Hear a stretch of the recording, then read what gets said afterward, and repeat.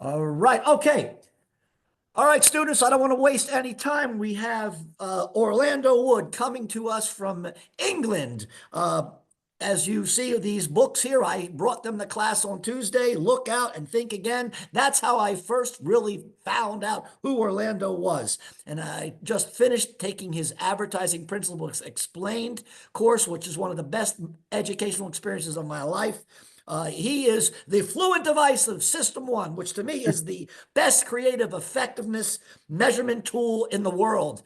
And much of it is based on Orlando's work. So I'm going to shut my mouth and let him take over. Let's welcome, it's an honor and a privilege to have him here. Welcome, Orlando Wood. Come on down. Well, thank you very much, Tom, for that very generous, warm, and enthusiastic welcome. Hello, everyone. Thanks for having me.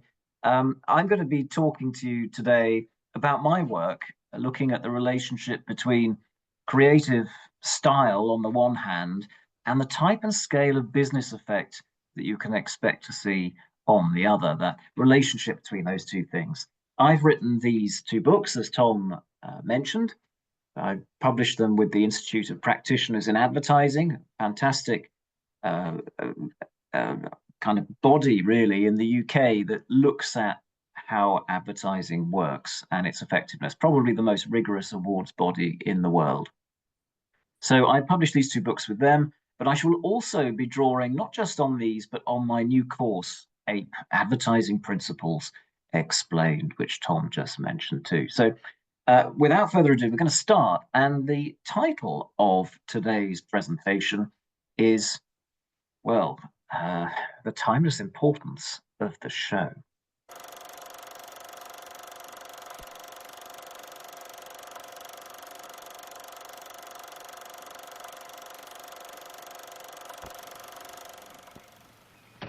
Mr. Jones and Mr. Krempler were neighbors. They each had $3,000. With his money, Mr. Jones bought himself a $3,000 car. With his money, Mr. Krempler bought himself a new refrigerator, a new range, a new washer, a new dryer, a record player, 2 new television sets, and a brand new Volkswagen.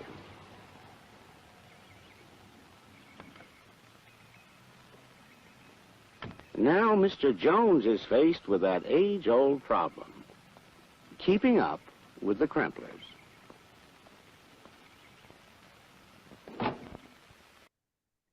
Famous ad for the VW Beetle by DDB in the late 1960s. We've known for a long time that a TV ad looks different from a print ad, and that a print ad looks different from a poster, but that all three can be used to drive growth and profit for your business, as this campaign did. But the media landscape today looks a great deal more complex than it did back in the 1960s. And as we've got to grips with these new media platforms that help us to target ever more narrowly, I think we've started to forget some of the creative principles that were set out by Bill Bernbach of DDB and others in the creative revolution of the 1960s. A golden age of advertising technology has not been a golden age for advertising effectiveness. And we've moved from the sort of advertising that you see on the right here, with its narrative and drama, with its characters, with its humor and metaphor, with its use of music and its sense of a scene unfolding in live time, towards the sort of advertising you see a great deal more of today over here on the left.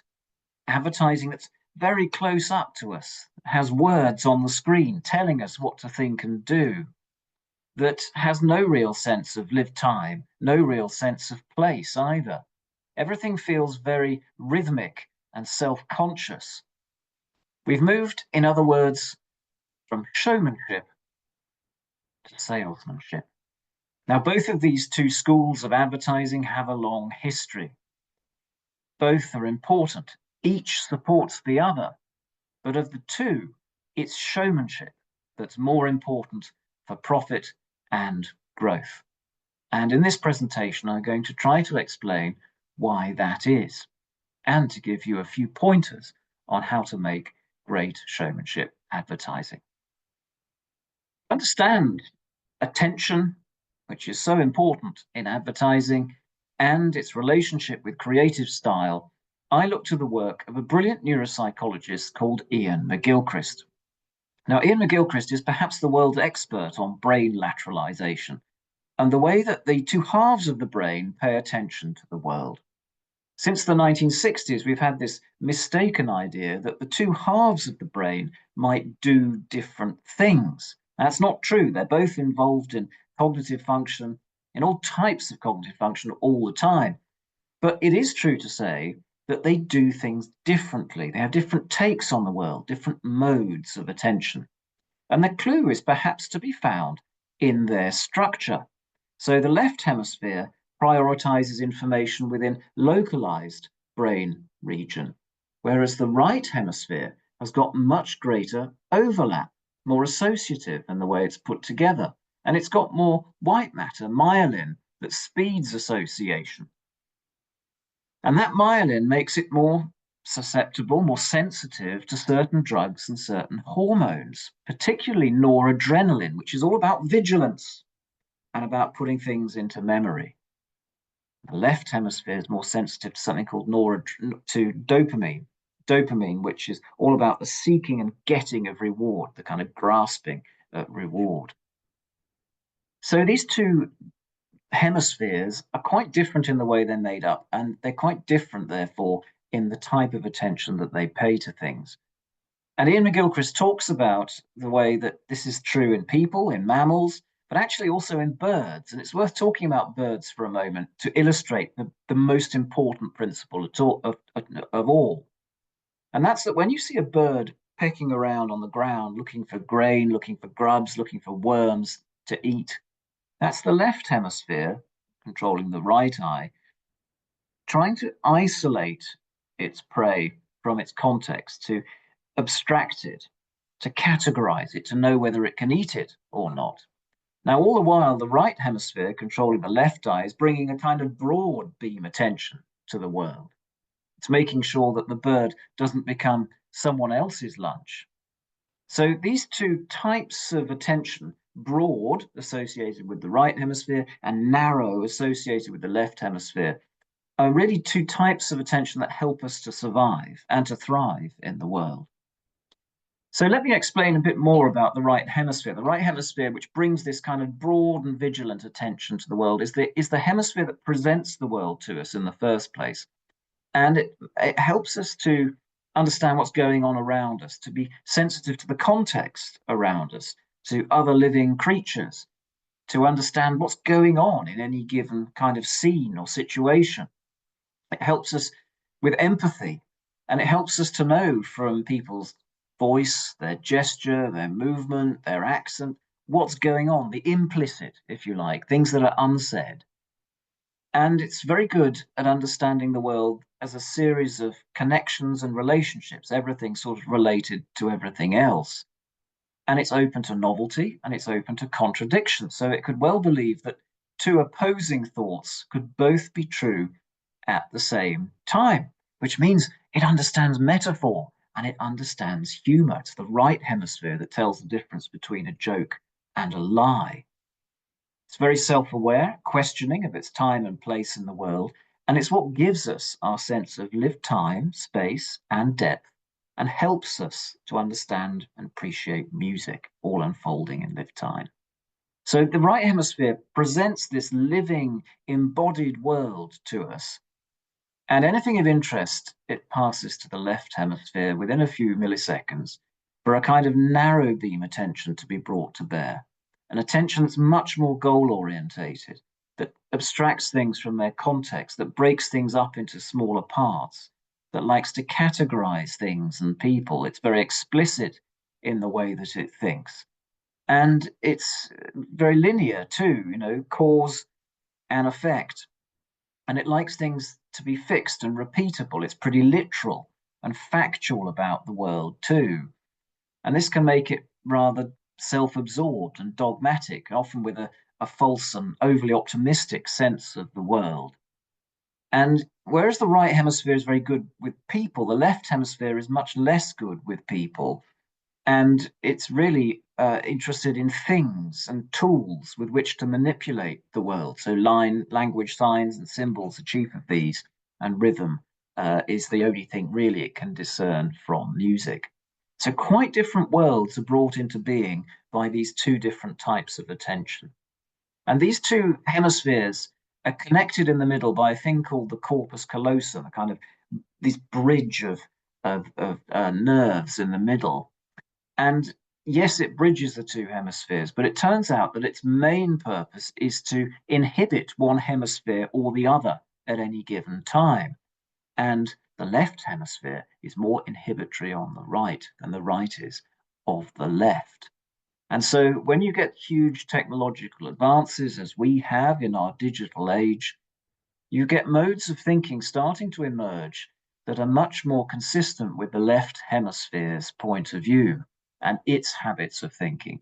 And you start to see changes in society and in culture and in advertising, as we'll come on to see, that are not particularly helpful when it comes to showmanship, because showmanship is what the type of advertising that's there to appeal to the broad beam attention of the right hemisphere, the hemisphere that sees the whole, that understands the living, that it is more connected emotionally through the limbic system, and that is better associated with memory of people, places, events, that kind of memory. And so what I wanted to do is to show you an ad now, which hopefully, me having described the right hemisphere's preferences and broad beam attention, you might be able to see why it is that this ad is able to capture attention and lodge in memory. Let's have a quick watch of this ad.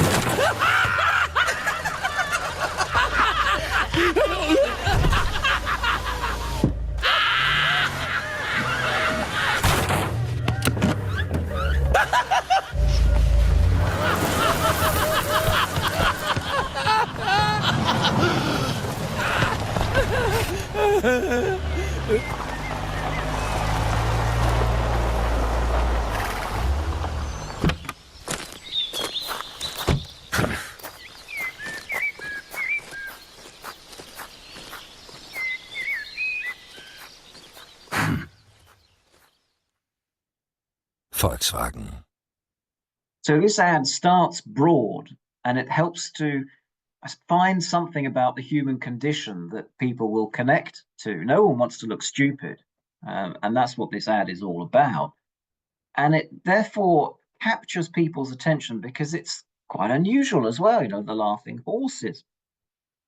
It charms through an emotional appeal, it seeks to lodge the brand in memory and to create preference, which is very important for showmanship. So this is quite different from the other kind of advertising, which is better suited to the narrow beam attention of the left hemisphere. So the salesmanship advertising is really there to talk to the already half interested in the brand, the product, the category. And it's about the detail, and it's about getting people to grasp the product, to pick it up, to buy it. Whereas the showmanship advertising and the broad beam attention on the right is to open people up to possibility. It's to lodge it in their memories so that when the time comes, it will come to their mind first before any other. So quite different roles here. So when you look at this ad, which is more of narrow beam attention, have a look at how close up we are to everything and how it's encouraging us to grasp the product. Teeth were made to indulge. With Colgate Optic White Pro Series toothpaste, you can remove 15 years of stains in 2 weeks. Live life to the brightest. Colgate Optic White. So this is salesmanship. And salesmanship tends to give people a reason why they should buy. And it often feels quite scientific and broken up into smaller parts. And you can see that in the way that it uses words, but also the way that it sort of feels like a series of unrelated, unconnected scenes all together. And it's towards that kind of advertising that we have moved over the last 20 years or so, as we have developed new media to enable us to target people ever more narrowly, to target the half interested, if you like. And in that period, as my colleague from the IPA, Peter Field, talks about and has researched, we've seen this move towards short-term objective settings. You can see this here in the yellow line. And exactly mirroring that, we've seen a decline in advertising effectiveness at the same time. That's because we've seen a change in style in advertising as well as a change in media usage. And that change in style in advertising is moving towards an advertising that doesn't create the same emotional response that showmanship does. An emotional response is important in two ways. First of all, it drives base sales because people are instinctively drawn and don't have to think too hard when making the decision. They go for the one that they like. But it also defangs price. It makes price less of an issue for people because they just want to go for the one that they like more. And that means that it reduces price sensitivity and improves profit, hits directly on profit. And so that's the reason why emotion is so important. I work for a company called System One, and I've developed with the company an approach that shows people an ad and asks them how they feel about it. And this work is based on a psychologist called Paul Ekman. And what we do is we show people a pictorial scale. So you can see it on the left here.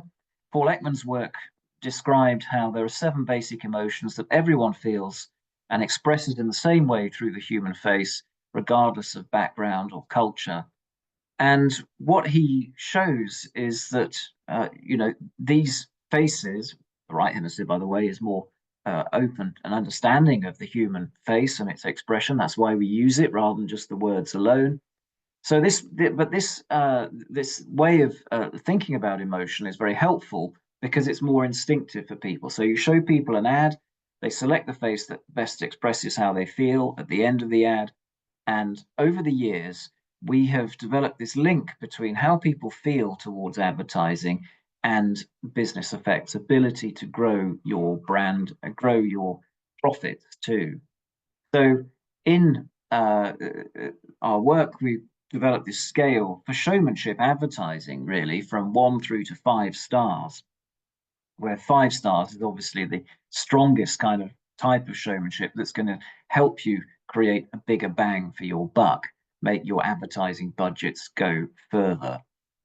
And so just to demonstrate that with an analysis we did recently, we looked at 162 campaigns, and we tested them for emotional response. And we had profit ROI data from Walk, who we worked with on this study. And we found that, there is this relationship, of course, between emotional response and profit. But it's not until you get into the upper reaches of emotional response, these sort of 4 and 5 star ads on the right here, that you start to see this big jump up in growth. So you've really got to aim for high quality, high level showmanship. And that, unfortunately, is not what we're doing. When you look at all the ads that we test every ad that airs in the US and the UK for emotional response, ads on TV. We test other formats too, of course, but this is TV. You can see that only 6% of all ads are achieving these heights, these emotional heights. And that actually these days in advertising and marketing, we are rather churning out dull. And so we need a new creative revolution, a creative revolution like the one that happened in the 1960s with Bill Bernbach. Because we've been here before, folks. The 1950s were a period of salesmanship, were a period or I don't know if you've come across Rosser Reeves. He invented the unique selling proposition. You probably have come across him, but don't worry if you haven't. Many people I speak to haven't come across him, but he was a very famous figure, big advertising figure. And he believed in hitting people numerous times with the same unique selling proposition, high levels of spend and frequency. And that by repeating the same message again and again, people would eventually get the idea. And so this, you can see his love of repetition in the copy here, missing, missing, missing. This is one of his ads. And you can feel it feels very scientific, and it feels, sort of lots of different parts, and it's giving you a reason why you should buy. This was what advertising looked like in the 1950s, and it actually resulted in a feeling of general monotony, and advertising was in a very bad place reputationally. People didn't really want to join it. And reputationally, its scientific approach was starting to cause problems. People were questioning it and feeling that they were being manipulated. And so what happened was you got Bill Bernbach coming along. Bill Bernbach really was of the showmanship school of advertising. And what he did is he put the copywriter and the visualizer, as they were called then, together to work in a team of two to create something that worked as a whole. You can see it here in this famous ad for the VW Beetle Lemon, that everything kind of works together. It's much neater, cleaner, and you get a kind of vibration, as he put it, from the ad, before you actually read anything. And he believed in respecting the audience's intelligence, in giving them something to do, in being witty, and having a sense of humor, projecting a personality. And this fundamentally changed advertising and the way it was done in the 60s and then the 70s, and it moved over to the UK, the 70s, 80s, 90s, until the digital revolution.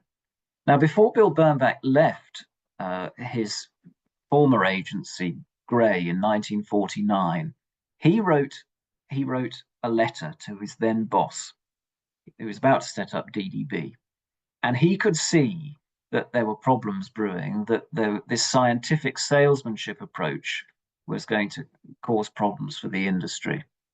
And so I'd like to show you now Bill Bernbach reading this letter in later life and what he thought at the time, because I think it tells us a lot about what might be wrong in the industry today. And I don't mind telling you, I'm worried. I'm worried that we're going to fall into the trap of bigness, that we're going to worship techniques instead of substance, that we're going to follow history instead of making it, that we're going to be drowned by superficialities instead of buoyed up by solid fundamentals. I'm worried lest hardening of the creative arteries begin to set in. And I've seen that all around me. There are a lot of great technicians in advertising, and unfortunately they talk the best game. They know all the rules. They can tell you that the people in an ad will get you greater readership. They can tell you that a sentence should be this long or that short. They can tell you that body copy should be broken up for easier and more inviting reading.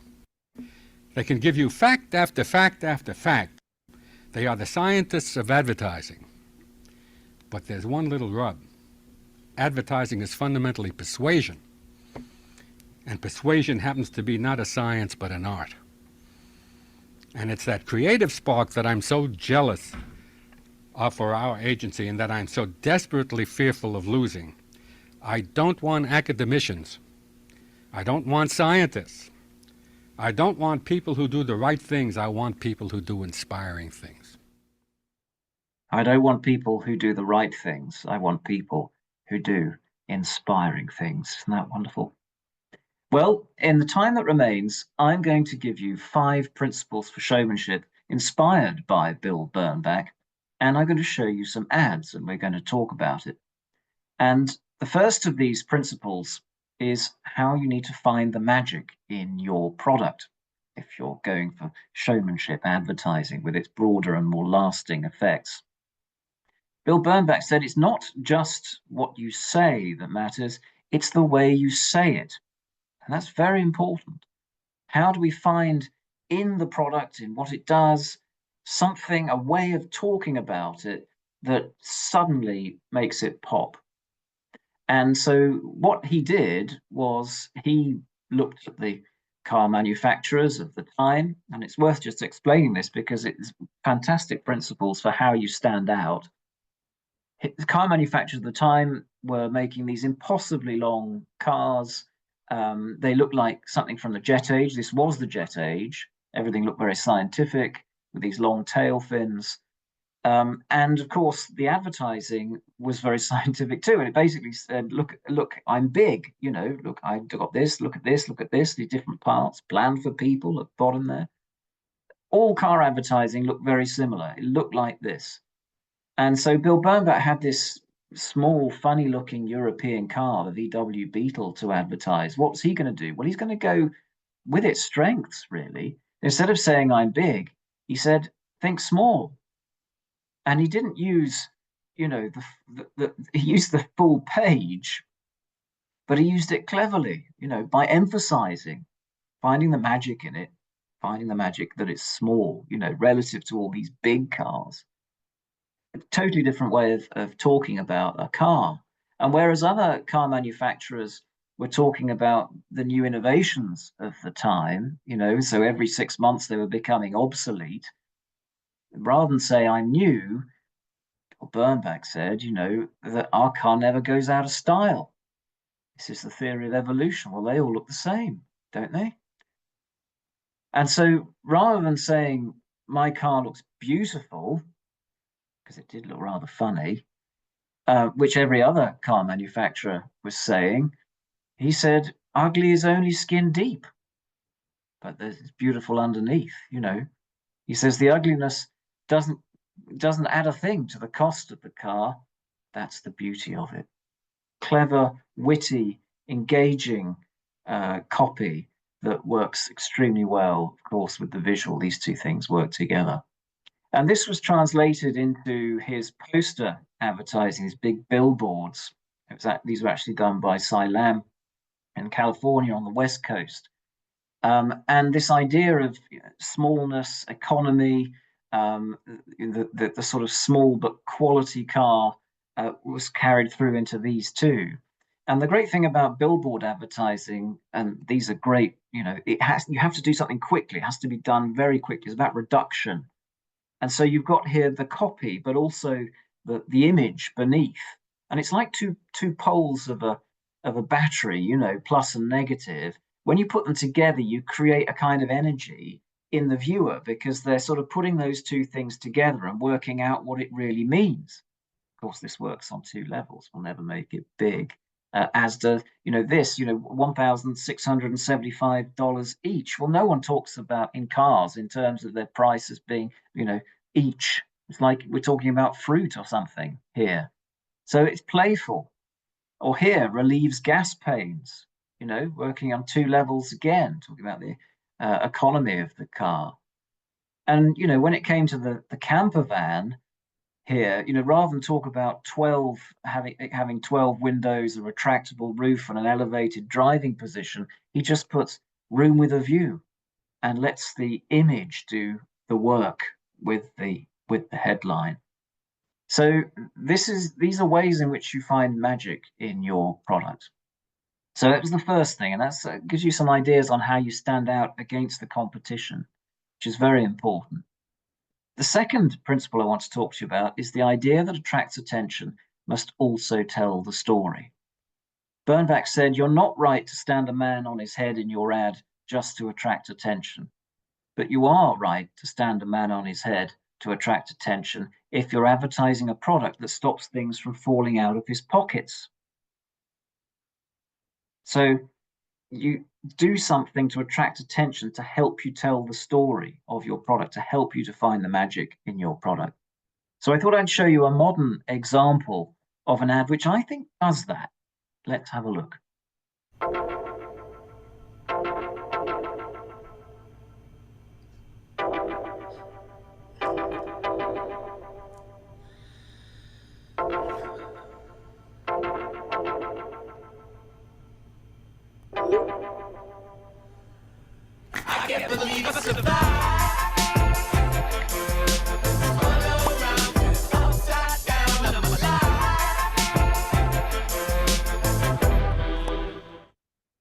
So the lizard here isn't here just to attract your attention, though it is doing that, of course, as well. The lizard dead on its back, or so we think.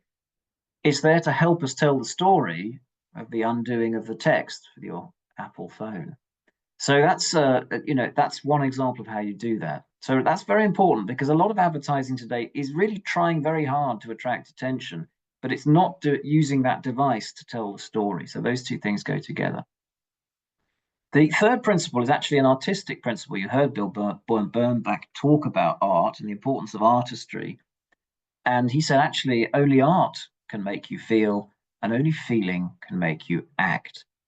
And so I'm going to tell you about an artistic principle actually from the 17th century, and it's called moto e azione. And to do this, I'd like to show you an ad, first of all. So have a look at this ad. Hi, Gwen, right? Benji, I live just... Benji, of course, from... Yes. Hi. Bit of a weird one, but you haven't been getting any of my parcels, have you? I love, can't say I have. It's just I've ordered quite a few things online recently, and with our addresses being so difficult to find, I can see why it might get...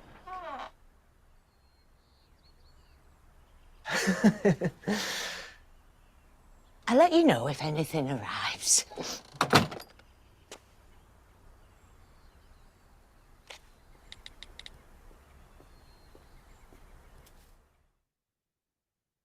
So, emotions betrayed on the human face at a moment of revelation. And that's what I mean when I say moto e azione. Moto from movere, it's Italian, the stirring of the passions betrayed visibly to the outside world, and azione, bodily actions or poses or expressions that mark crucial moments of the story. Here, the emotional turning point, a psychological change in the actors, but that is mirrored in us. We laugh, something's going on here, and we're kind of working out what's going on and what's she done with all his deliveries. Why is she lying?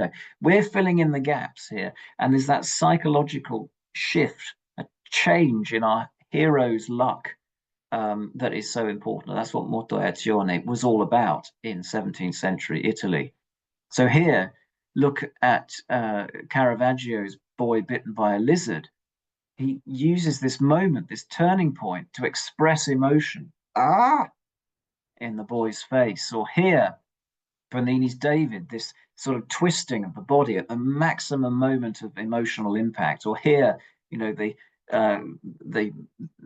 angel preventing the father from killing his son. These artists knew in these emotional stills, if you like from a film, that to create affect, you've got to show affect.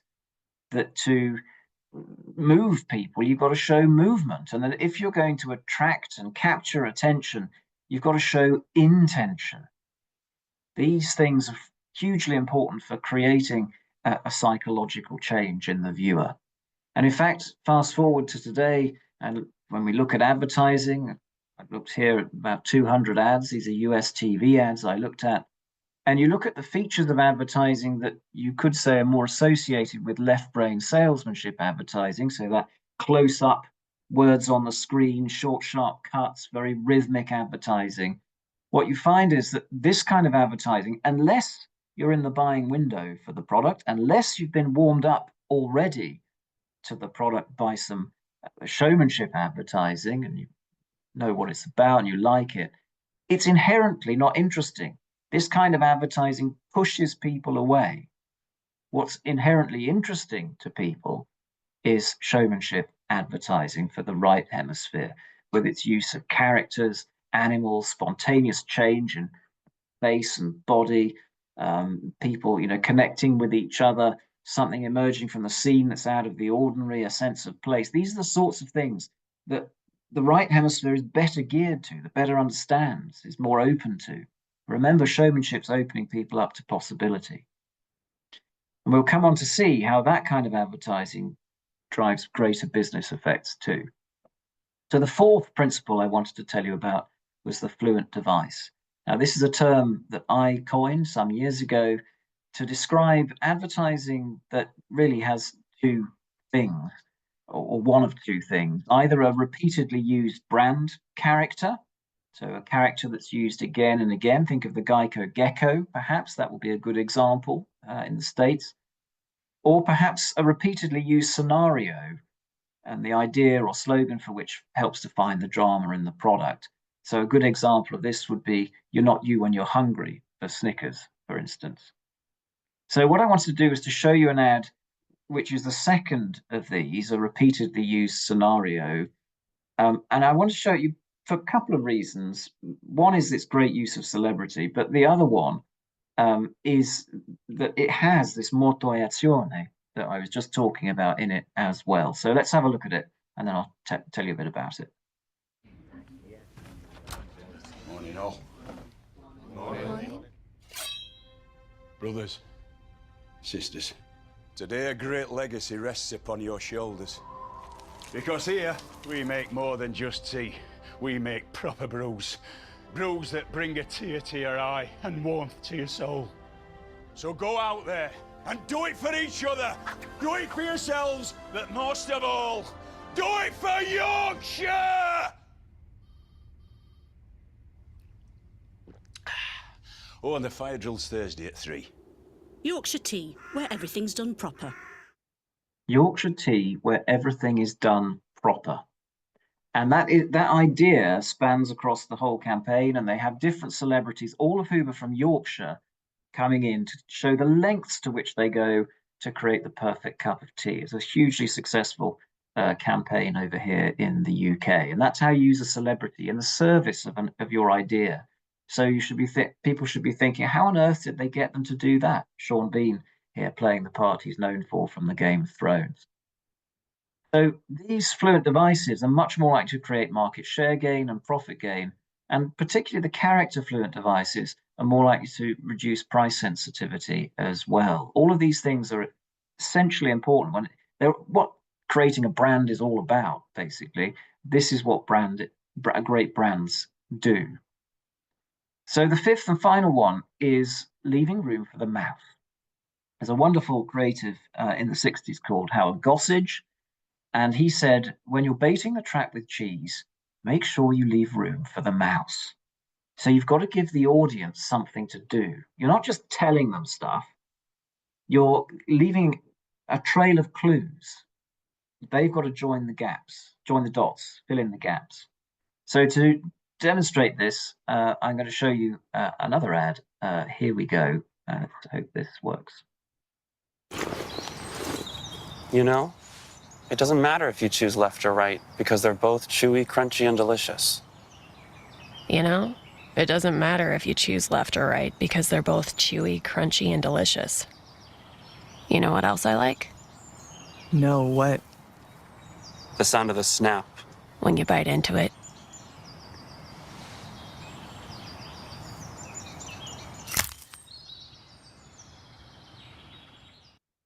So filling in the gap for themselves. Humor, of course, is exactly this.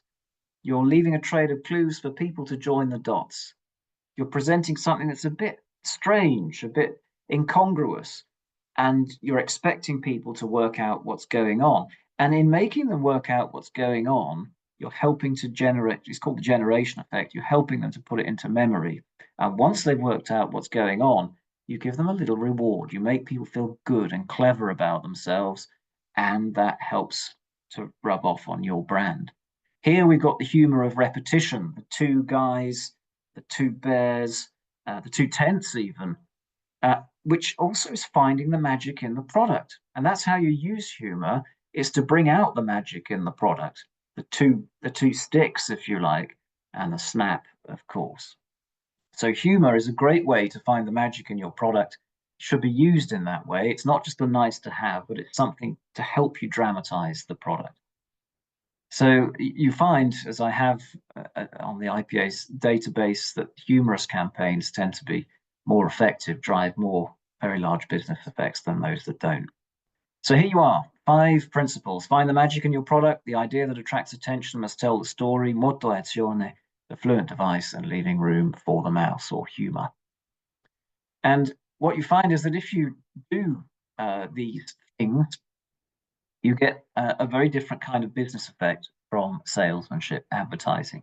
So when you look at the features of advertising as I have here, and you look at those ads that are much more left brain skewed, that are more about salesmanship, you find they're not very good at creating trust or getting the brand or product talked about, creating fame or buzz. Ads that speak the broad beam attention of the right hemisphere, that have these sorts of features, the living, something unexpected happening, unfolding in live time, creates trust, and it creates fame and buzz. And so whilst salesmanship is slightly better in the short term at nudging sales from those who are already half interested, what you find is that when it comes to growth, profit gain, share gain, sales gain, it's showmanship advertising that's much more geared towards the right hemisphere's broad beam attention that achieves this. And so to conclude, you could say, well, for growth and profit, you need to put on a show. And your show needs to be more interesting, more arresting, and more entertaining than the content that surrounds you. Unfortunately, we have started to forget how to put that on that show. And that's why I think we need to retrain that creative muscle. And you guys, if you go into marketing and advertising, it's up to you to try and do this. So I've teamed up with Sir John Hegarty, who is an advertising legend, really, not putting too big a word on it, to create a new course called Advertising Principles Explained, APE, which Tom was talking about. Tom's kindly had a look at and enjoys very much. And we've used an APE. We have our own Fluent device here in the APE, and we use the APE because we think that advertising too is something of an endangered species, and we need to do something about it. We need to create a new creative revolution. This is me and Sir John coming off stage in Cannes last summer at the Cannes Festival with our little Fluent device here, the Gorilla. Well, why not? A little bit of showmanship never hurt anyone. So maybe check it out at some point in the future. It may be helpful. You may enjoy it. For now, if you've enjoyed, slip in mind that time is important of the show. Thanks so much, folks. And actually, I have a little exercise. I thought we could do a little exercise if we've got time, Tom, and then maybe we could throw it open to some questions and discussion. So what I've got here, and this is going to be relatively painless, I hope you find it's painless. I'm going to show you, I'd like to show you two ads, ad A and ad B. And what I've got here, just to help you, what the idea of this, by the way, is that you say, is it a salesmanship ad for narrow beam attention, okay? Or is it a showmanship ad for broad beam attention? So you've got to look at the ad and tell me what you think, based on what I've said. On the left here, I've got some of the features that you might expect to see in a narrow beam salesmanship ad on the left, and then the sorts of features that you typically see more often in a broad beam showmanship ad in the yellow on the right there. And perhaps just ask yourself a couple of questions when you see the ad. Does the ad have motivazione? So this emotional expression through the body, the face. Does something happen? Is there a sort of transformational psychological change? Also ask yourself, because if so, that's probably showmanship advertising. And ask yourself, can this ad be described by answering these three questions? Who's involved? What happens?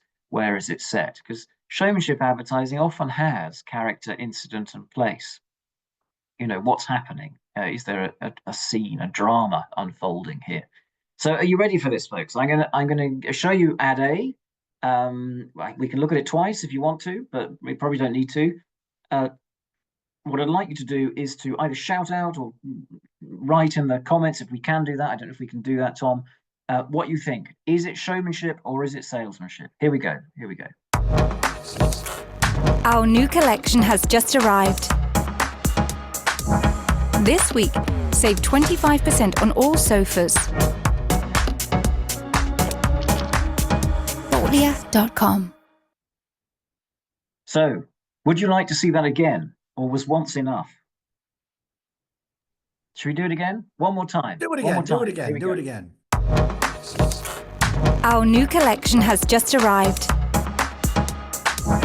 This week, save 25% on all sofas. Outlier.com. So, do we have any volunteers? Anyone like to say? Hazard a guess. Was it salesmanship or was it showmanship? Come on, somebody take yourself off mute and say it, or put it in the chat and I'll read it out. Salesmanship. I'm getting a bunch of salesmanship. Salesmanship. Fantastic. Well, I think you're right. Yes, it is salesmanship. And I'm so glad you picked that up. I mean, we're showing the sofa. We're showing it at least, and in context. And it's a pretty clear sort of message, and it's a promotional spot, really, isn't it? For the sale. But yeah, it's a bit abstract. Everything feels abstracted, doesn't it? Why is the woman got a sort of lampshade on her head and in these geometric shapes? Everything's sort of a bit flat and rhythmic. And it's the voiceover telling us stuff, telling us information. So let's have a look at another ad now. So let's have a look at this ad B. Same exercise. Tell me whether it's salesmanship or showmanship. Here we go. Good evening, ma'am. Doing 52 in the 25 zone. Have you been drinking? No, if you're smelling something, it might be my spiked eggnog body wash. It's kind of cinnamony. Oh. Really cinnamony. Oh, I'm getting it. Are you wearing something? My native fresh mistletoe deodorant. I smell. Olivia? This is my Jason. Husband. My husband. So what do we think, folks? Would you like to see it again? Said it one more time. One more time. Okay. Here we go. Good evening, ma'am. Doing 52 in the 25 zone. Have you been drinking? No, if you're smelling something, it might be my spiked eggnog body wash. It's kind of cinnamony. Oh. Really cinnamony. Oh, I'm getting it. Are you wearing something? My native fresh mistletoe deodorant. I smell. Olivia? This is my Jason. Husband. My husband. So what do we think, folks? Perhaps type in the box. Showmanship is coming in loud and clear. Showmanship. Fantastic. Showmanship. Well, why do you say showmanship? I feel free to to unmute, but why do you say showmanship? Is there what is it about this? How would you describe it? Because it's really important that we can describe these two schools of advertising and recognize them when we see it. Has anyone got any thoughts, any ideas? Emily says because they used abstract humor, they told a story. Yeah, humor and story, narrative, touching and dialogue. The way it's funny. Yeah, exactly. It kind of gives the viewer something to do, doesn't it? Because they've got to figure out what's happening here. This is a weird situation. Why is she suddenly leaning into the police officer and he's responding? What's going on? And then the husband's there as well.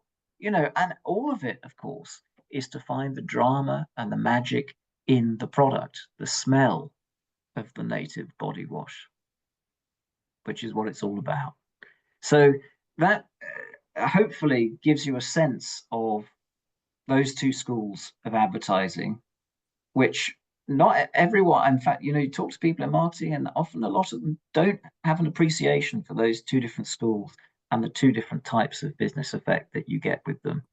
And I think that's the first step in us understanding and also, advertising finding its feet again and creating a new kind of creative revolution and showmanship again today, which is so very much needed for business growth, for profit, and societally, just generally, and its reputation.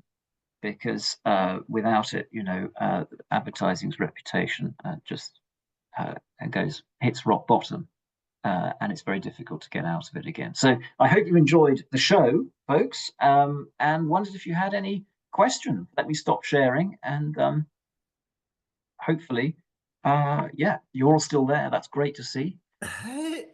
Let me know if you've got any questions or have any observations. You could take yourself. Maybe you've got a question to kick things off. I don't know. You could put it in the box too if you prefer. Who has a question? Here's your chance to talk to the expert on creative effectiveness right here with us. So don't feel shy, folks. Let's just, you take yourself off mute, ask the question. Here's your chance. Somebody.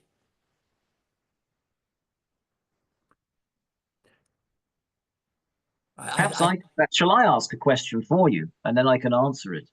One of the questions I often get is, how do you do this showmanship in media that are quite short form? That are, so I don't know, newsfeed contexts. All the marketing money seems to be going towards the digital platforms, because that's where the eyeballs are going. But you don't have very long, do you, in those environments to do this? So where's the stage for our showmanship show?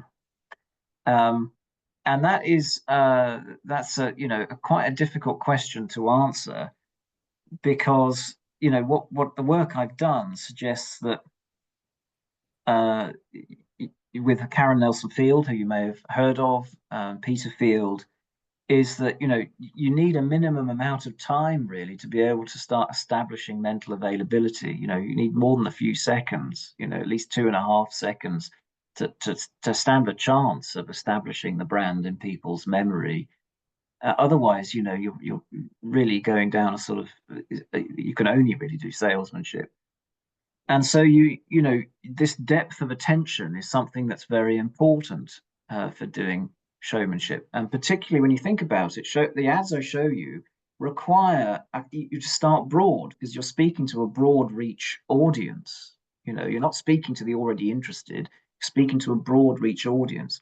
And so the narrative has to start broad until you close in to get to the product at the end. So you do need a bit of time to be able to do that. Now, of course, that does point to certain formats over others. So Reels and YouTube are a bit better at that sort of slightly longer attention. TikTok might be promising. We'll have to see where that goes in the States. And TV and cinema, of course, are very, very helpful. But posters too, billboards are still, even though you only have a couple of seconds, because of the art of reduction that goes into them, and you apply these principles as I showed you there too, they're also a broad reach medium that you can use too. So the media landscape does make it challenging for showmanship, but it is possible. Yes, so we've got a couple of questions. I've got some questions here. Let me. Emily asks, Super Bowl ads, are they more showmanship or more salesmanship? Yeah, well, they tend to be more showmanship, don't they? There was an ad. I mean, this is the floodlit stadium. This is showmanship. By and large, there was an ad a year or two ago which was just a QR code. Now that's pretty much directing your attention towards a website. Which is pretty much salesmanship. Trying to guide you towards something. But it's mostly showmanship, and it's a sort of glistening bauble for showmanship. So, any other questions? Michael asks, why is there such a focus on salesmanship, it seems, in the industry? Well, it's a change in the media landscape is really what it is, and media that are better suited to salesmanship, because they are about they give us a new way, or have given us a new way to target the half interested. And that's what salesmanship is about, and converting the half interested. And showmanship is the stage before them, is about creating an interest and generating an emotional response and lodging it in memory, because we've got a search engine up here, folks, in our heads, that happens before we go to Google. There's a short list, a very short list probably in our heads when it comes to any category. And so, yeah, we have lurched towards salesmanship, and I think there is just generally culturally we have moved towards. You see this in my books. I talk about other periods in history after the invention of the printing press, which is, a period very much like our own, with the invention of the ability to disseminate information like never before.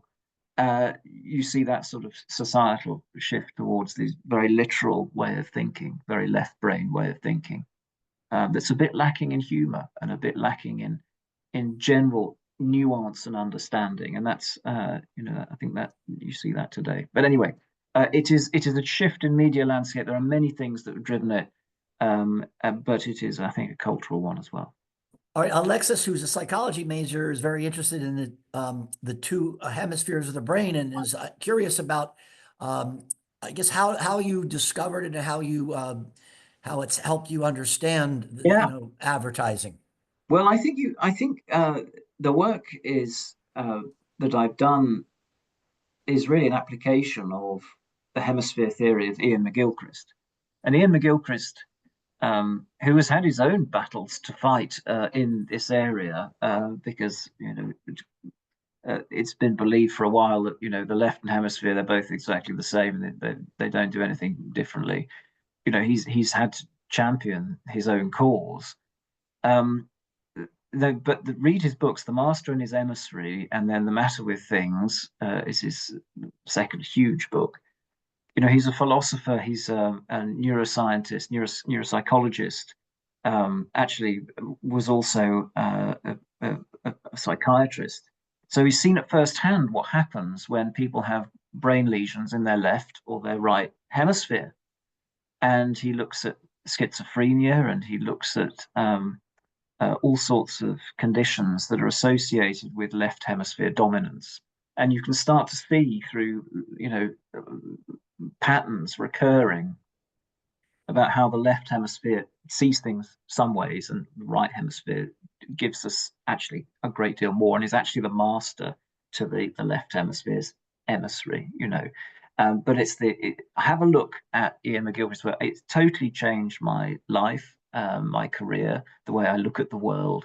I think it's a remarkable piece of work, and it just sort of helps to explain things that I could never really have explained before, but sort of sensed. It's one of those sort of things. It's very revealing. And so I just thought, well, look, I remember I'd done some work trying to explain why fluent devices were disappearing, these mascots, these characters, which you don't see very often, or as often as you used to. And I couldn't really explain it until I was watching television one evening. I'd been reading Ian McGilchrist, and I just put two and two together, really, and thought, goodness me, everything's so flat, and everything is so, because the left hemisphere can't do depth at all. It's sort of thinks of things in terms of a flat map. And there's words on the screen. Left hemisphere is all mostly about words rather than other things. And it just occurred to me, gosh, there's been this sort of shift in style that mirrors these two hemispheres' preferences. And then, sure enough, I did the research. I traced it over the years and found that it's about 2006. You see this massive swing towards left hemisphere advertising. If you take the class, Ian is a guest speaker in the class. Absolutely. Yeah, he comes on the show. Yeah, absolutely. And we've been about an hour. I'm going to end with this final question. One of the students asked, any advice on getting your foot in the door in advertising? Really good question. Well, I mean, I didn't start in advertising. I mean, I started in something, and I started in research and marketing and market research, and then sort of moved into advertising and advertising research. It's a very good question. I think you probably there are the usual routes that you apply to agencies. I think take any job that you can in an agency, or in marketing, or something related to marketing, and then gradually find your way in and up. You know, you work your way through it. I mean, it used to be a very socially mobile industry, in that, you know, people who started in the post room would finally work their way up to creative director. You know, I know people who did that. I'm not sure it's quite so socially mobile anymore, but yeah, it's a very good question, and I'm probably not the best person to answer it, I'm afraid. But yeah, I think perhaps if you could perhaps also demonstrating in applications and um, in your, you know, in your interviews, some of the latest thinking about these styles and changes in advertising will demonstrate that, you know something about the industry already, you know, and can talk confidently about different things, and perhaps take in some of your favorite ads, you know, explain why, and be able to articulate why it is that you think this is good and why it works, might impress too. All right. Well, I want to thank you for this session. You taught us showmanship and salesmanship and the business effects you get from each. Shared principles of advertising effectiveness that were outstanding. And if you want more of this, his course, Advertising Principles, Explain Effectiveness, you got to take that class. I want to thank you for your time. It's the most precious thing you have in your life, and you shared it with us for an hour. And so to say thank you, first of all, students, you can thank Orlando yourselves. Reach out to him on LinkedIn and let him know how you appreciated this.